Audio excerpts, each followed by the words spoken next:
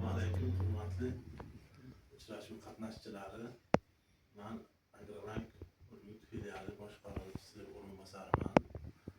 Bugungi navbatdagi uchrashuvimizni Yuqori Sanchiqko'l mahalla bolalar yig'inida o'tkazishimizdan maqsad fuqarolarni tadbirkorlikka jalb qilish, tadbirkorlarni muammo, masala, takliflarini o'rganish, tadbirkorlarga taalluqli yangi